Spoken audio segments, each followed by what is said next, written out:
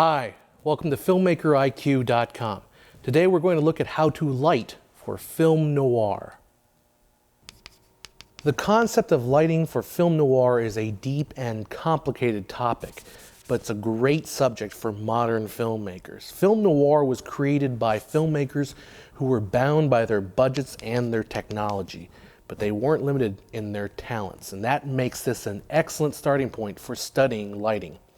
A common thread of film noir lighting is low-key lighting, a style called chiaroscuro in the art world. Chiaroscuro emphasizes shadow and harsh lighting to create a sense of depth and volumes in paintings. Now, cinematographers working in the classic film noir era sought to do the exact same thing, trying to overcome a bland flatness that bright black and white photography could have if there's not much contrast. So let's turn to the traditional three-point lighting setup. That is the fundamental system all filmmakers learning how to light will start with. We'll talk about the three-point lighting system in regards to lighting a face, mainly for terminology, as noir setups can use fewer or considerably more than 3 lights.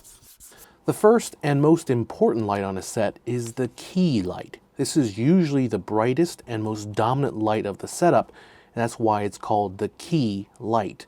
Complementing the key light is the fill light, which is usually placed opposite of the key light to fill in the shadows left by the key light. The final light of the three-point setup is the backlight. Now this light adds an outline that separates the subject from the background. In film noir, the most prominent lights in the three-point lighting setup are going to be strong key lights and very strong backlights. Fill lights are not as dominant, as we want to exaggerate the contrast to create that low-key look, but having a little bit of fill will lend something interesting to your shadows. Now, film noir generally uses hard lights. The hardness or softness of a light is the type of shadow it creates. Hard lights leave sharp edge shadows. This is created by a single point source of light, where the light rays are more or less emanating from a single point in space. Now think of it as a bare halogen bulb. Now, soft lights leave a fuzzy shadow and are created by a larger area of light, where the light rays are being scattered about in different directions, coming from many different points in space. Think of it as like a frosted bulb or a compact fluorescent. Now, hard shadows almost define the film noir look, be it the alternating patterns of dark and light slashes from a Venetian blinds to the silhouette of a man running down an alleyway. Soft lighting is used more conservatively, often for glamorizing female characters. Now, to determine where to put your light, here's a tip from John Alton, the director of photography on The Big Combo. He suggests using a test lamp, which I have created simply by attaching a work lamp with a light bulb to the end of a boom pole. With this test lamp, you can walk around the set and test different lighting directions and see how they look before you actually move your lighting fixtures into place.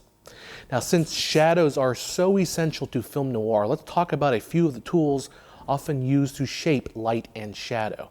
The first, which you see over and over again, are cucullores, often called cookies.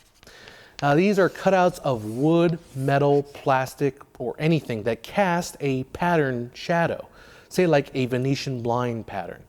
Now, cookies go between the light fixture and the subject. They're available commercially in all different kinds of patterns, but it's also easy to make your own. Very similar to cookies are gobos, short for go before optics. These are cutouts made of metal or glass that go inside the light fixture, between a light source and a lens. They can cast a perfectly crisp shadow, but they require a specialized light that has a projection lens. Moving beyond the basic three-point lighting setup, there's one light in film noir that gets a lot of play, and that's the eye light. Used in non-film noir productions to add reflections to the eyes, film noir often isolates this light by illuminating only the eyes and the brow to get a dramatic look. Now, you can do this in a couple different ways. You can use flags, which are like solid cookies that don't light any light through, and place them so they block all but the intended light right around the eyes and the brow. Or you can also use barn doors. These are leaves that attach to your light fixtures and they act like mini flags. We've only touched on the surface of noir lighting. The rest can be learned by studying the cinematography of the masters, from Nicholas Musuraca's German expressionist lighting in Stranger on the Third Floor, to John F. Seitz's polished studio noir look in Double Indemnity, to John Alton's dark but creative lighting placement in The Big Combo, or the lively location lighting of Russell Meddy on Touch of Evil. Now look for the sources of the light. How much contrast is there between the key and the fill? And where is that backlight? How is that positioned? Let these things inspire you in your own productions and go out and make something great. I'm John Hess. I'll see you over at filmmakeriq.com.